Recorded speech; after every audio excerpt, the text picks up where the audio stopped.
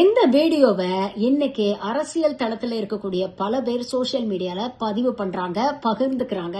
இதற்கு பின்னால இருக்கக்கூடிய காரணம் என்னன்னு நான் சொல்லி நீங்க தெரிஞ்சுக்கணும் அப்படிங்கிற அவசியம் இல்ல. இருந்தாலும் வீடியோ பார்த்துட்டு நீங்க என்ன நினைக்கிறீங்கன்னு கமெண்ட் பண்ணுங்க.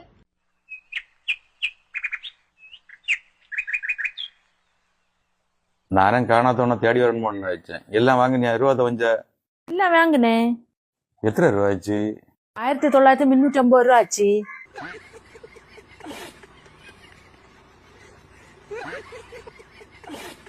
அது அப்படி புரியல. 1000 ரூபாய் துணி எடுத்தேன், 900 ரூபாய் மீனை இறைச்சி வாங்கினேன். அப்ப 1900 ரூபா ஆச்சா?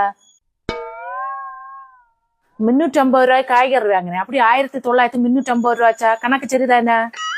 1000 ரூபாய்க்கு துணி, 900 ரூபாய்க்கு மீனை இறைச்சி, அப்ப 1900.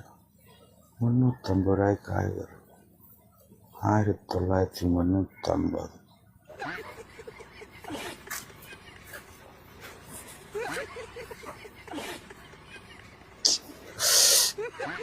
அது எப்படி கணக்கு சரியாகும்? 1950. உங்களுக்கு கணக்கு கிளியர் ஆவே இல்லையா? உனக்கு கிளியரா? என்ன கிளியர் தான்?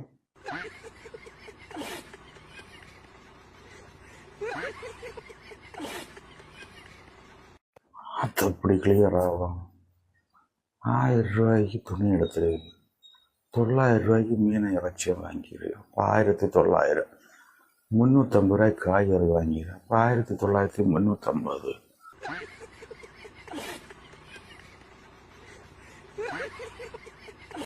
உங்களுக்கு நீ அந்த சந்தேகம் தீர இல்லையா? மோளா இங்க வா. அவளை அதுக்கு விழிச்சு.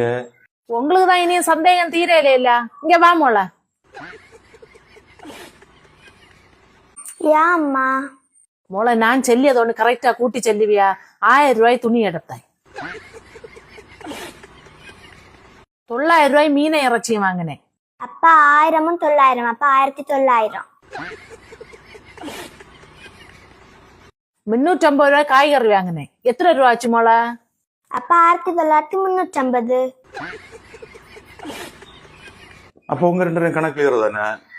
எங்க 2 பேரும் கிளியர் தான். எங்களுக்கு தான் சந்தேகமே இல்லையே.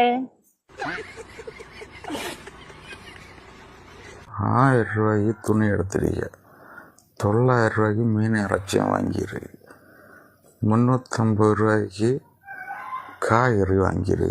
அதுதான் 1950 ரூபா. எழுதி போறேன்.